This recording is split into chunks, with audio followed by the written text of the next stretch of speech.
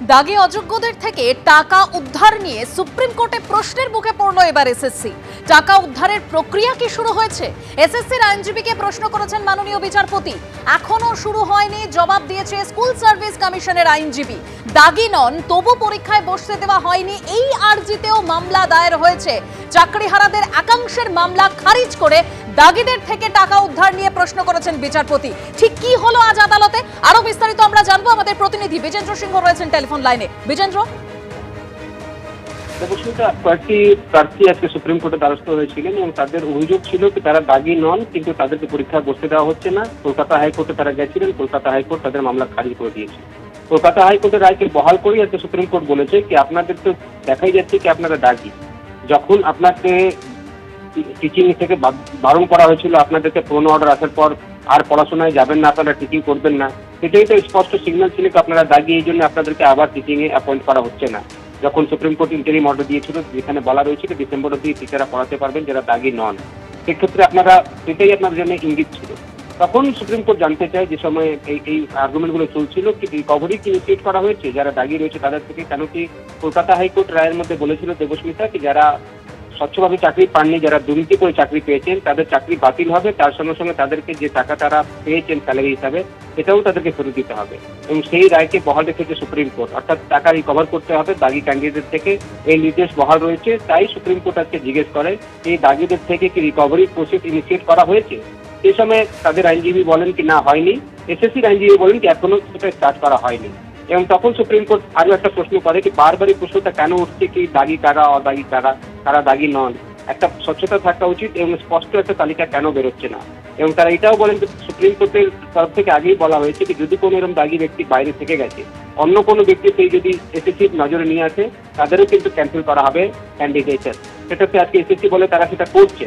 এবং তখনই এটা প্রশ্ন ওঠে কি যখন একটা ক্ল্যারিটি কেন আসছে না কি তারা টেন্টেড কারা নন টেন্টেড, সিবিআই একটা তালিকা দিয়েছিল, আপনাদের কাছে কিছু তথ্য রয়েছে, সেক্ষেত্রে কোনো ক্ল্যারিটি নেই কেন এই ইস্যুতে, সেটাও সুপ্রিম কোর্ট আজকে জানতে চায় এসএসসি তরফ থেকে। আমরা দেখলাম যখন হিয়ারিং কমপ্লিটের দিকে ছিল তখন একজন আইনজীবী মেনশন করেছেন আজকে কোর্টের কাছে কি 3000 এরম রিক্রুটমেন্ট করা হয়েছিল 2016 প্যানেলে, যারা প্যানেল এক্সপায়ার করে যাওয়ার পর তাদেরকে অ্যাপয়েন্ট করা হয়েছিল এবং তাদের মধ্যে অনেকেই এবার পরীক্ষায় বসেছেন। সেক্ষেত্রে কেন এই দাগিগুলোকে অ্যালাউ করা হয়েছে, সুপ্রিম কোর্টের কাছে তারা হস্তক্ষেপ চান।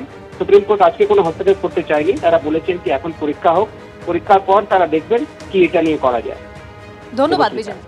পুরনিয়োগ দুর্নীতি মামলায় অয়নশীলের জামিনের আর্জি খারিজ হয়ে গেল। অয়নশীলের জামিনের আর্জি খারিজ করে দিল সুপ্রিম কোর্ট।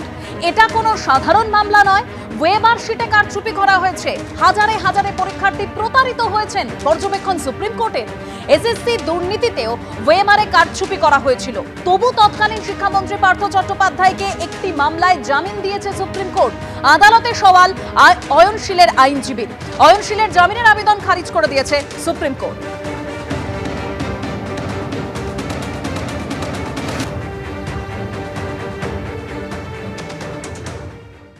প্রাক্তন সেনা জওয়ানদের প্রতিবাদ সভায় শুভেন্দু অধিকারীর উপস্থিতি, বিরোধী দলনেতাকে সতর্ক করলো কলকাতা হাইকোর্ট। কারণ আমরা জানি যে প্রাক্তন সেনা জওয়ানদের যে প্রতিবাদ সভায় সেখানে হাইকোর্টের তরফে স্পষ্ট বলে দেওয়া হয়েছিল যাতে কোনো বিজেপি নেতা সেখানে উপস্থিত না থাকে। আর এবার সেখানে শুভেন্দু অধিকারীর উপস্থিতি, বিরোধী দলনেতাকে সতর্ক করে দিল কলকাতা হাইকোর্ট। কি হলো আজকে আদালতে, আরো বিস্তারিত আমরা জানবো। সৌভিক মজুমদার রয়েছেন টেলিফোন লাইনে। সৌভিক, দেখো, প্রাক্তন সেনাকর্মীদের যে সংগঠনের তরফ থেকে মামলা করা হয়েছিল তাদের আইনজীবীকে উদ্দেশ্য করে সরাসরি মাননীয় বিচারপতি তীর্থঙ্কর ঘোষ বলেছেন যে আপনারা সবাই অবসরপ্রাপ্ত সেনাকর্মী, আপনাদের প্রতি আমাদের আলাদা সম্মান রয়েছে, কিন্তু আপনারা যখন এই মামলা করেছিলেন বা অনুমতি চেয়েছিলেন সেই সময় আপনাদের সঙ্গে কোনো রাজনৈতিক এজেন্ডা ছিল না।